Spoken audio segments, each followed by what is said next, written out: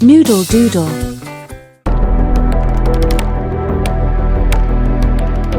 Stephen Hawking 8 जनवरी 1942 को England के शहर ऑक्सफोर्ड में पैदा हुए। जब स्टीफन हॉकिंग सिर्फ 21 साल के थे तो उन्हें एक खतरनाक बीमारी हो गई जिसे ALS या मोटर न्यूरॉन डिजीज कहते हैं। डॉक्टरों ने कहा कि वो सिर्फ 2 साल जिंदा रहेंगे।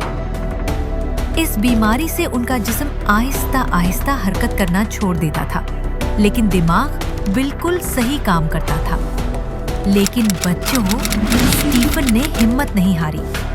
उन्होंने व्हीलचेयर पर बैठकर और कंप्यूटर की मदद से बोलकर दुनिया को बताया कि अगर आप हिम्मत ना हारे तो कुछ भी मुमकिन है। स्टीफन हॉकिंग ने कायनात के बड़े बड़े राजों पर काम किया। उन्होंने बताया कि कायनात कैसे बनी, ब्लैक होल्स क्या होते हैं, वक्त क्या है और कैसे चलता है। उन्होंने ये सब थ्योरी ऑफ एवरीथिंग के तहत समझाने की कोशिश की। उन्होंने एक मशहूर किताब लिखी जिसका नाम है a brief history of time. ये किताब आम लोगों के लिए थी ताकि वो कायनात के बारे में आसानी से समझ सके।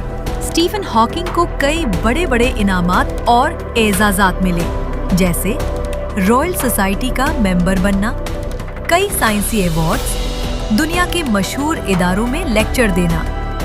लेकिन सबसे बड़ी बात ये थी कि वो लोगों को सीखने और आगे बढ़ने की हिम्मत देते थे। उनकी जिंदगी पर एक फिल्म भी बनी है जिसका नाम है द थ्योरी ऑफ एवरीथिंग। इस फिल्म में दिखाया गया कि कैसे एक बीमार इंसान ने दुनिया के सबसे मुश्किल सवालात के जवाबात दिए।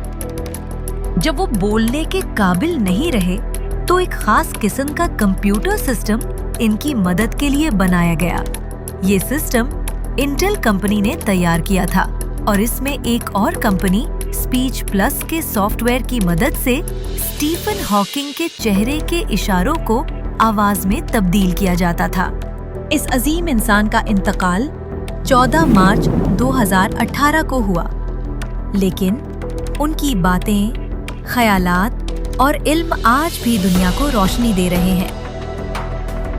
बच्चों, स्टीफन हॉकिंग हमें सिखाते हैं कभी हार ना मानो, अपने दिमाग का इस्तेमाल करो, मुश्किल हालात में भी इल्म हासिल करते रहो, ख्वाब बड़े देखो और उन्हें सच करने की कोशिश करो। आपको ये वीडियो कैसी लगी कमेंट सेक्शन में जरूर बताइएगा और हमारे इस चैनल नूडल डूडल को जरूर सब्सक्राइब कर लें ताकि ऐसी ही मालूमाती वीडियोस आप देखते रहें।